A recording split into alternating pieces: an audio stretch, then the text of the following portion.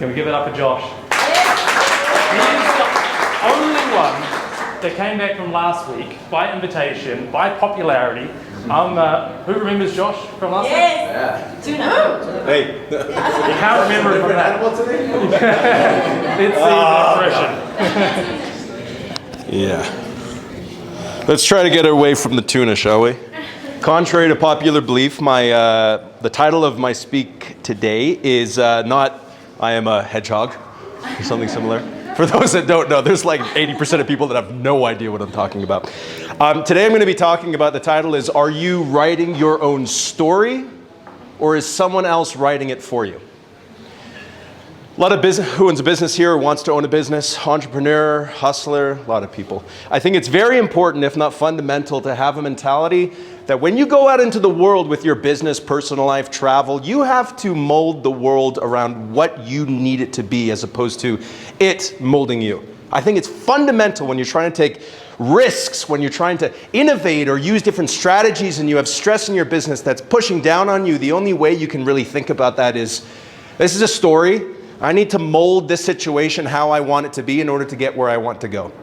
I was thinking about different business stories to use this analogy today. I was different marketing strategies, increased revenue by X% and made few mil revenue over here, but it got boring and technical. So I thought of a travel story, fun little travel story that might be a bit more relatable. Maybe not relatable, but I was backpacking 5-6 years ago from New York to Antarctica, okay? Big 80-liter backpack on the front. For all you backpackers, you know the drill.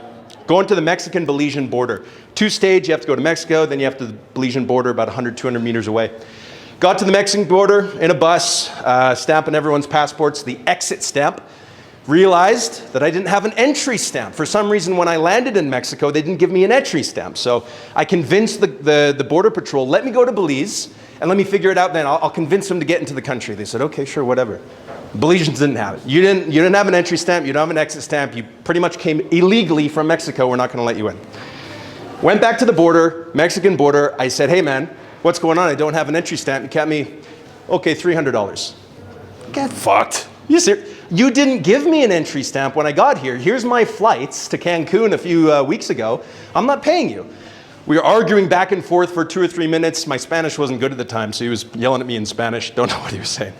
Eventually, though, he looked at me. 5 or 6 military guards with AK-47 assault rifles surrounded me, and he looks me in the eyes and he says, in broken English, do you want to go to Mexican prison tonight? Oh, yeah. So I said, I called his bluff. I'm like, you guys fucked up. There's no way I'm paying you hundreds of dollars for an entry stamp that you didn't give me that was free when I got here. He says, sit down. I sat down. 3-4 hours, I was sitting, seeing tourists come in, paying them hundreds and hundreds and hundreds of dollars. I'm like, oh, it's a scam. No way I'm doing this shit. Eventually, another guy walked in, started yelling at the guy that I was originally talking to and waved me over. He says, what are we gonna do? I said, here's my flights. I didn't get an entry stamp. You guys messed up. Do I look like I'm here legally? He says, okay. I'm gonna give you 1 hour. You can go to Chetumal, the city 5 minutes away from the border, get your stamp at this office, come back here. If you're not back in 1 hour, I'm sending these guys after you, the military guys, because I'd be illegally in Mexico because I didn't have an entry or an exit stamp. I'm like, all right, bud, let's go. Grab my bags, jump in a taxi, go to the office that he told me about. They said cash only on the wall. I'm like, okay, fuck. Go to these guys. When you guys open till? My Spanish was horrible at the time. They said, Cinco. I said, okay, it's 4:25.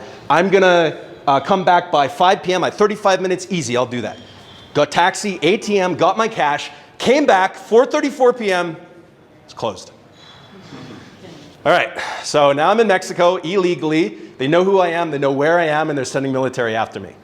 Fuck. Jumped in a hostel, stayed for the night. I was half expecting military to drag me out in the middle of the night and send me to a prison. Didn't happen. Woke up in the morning, went to the office, got my stamp, took a boat to Belize. Here's the thing.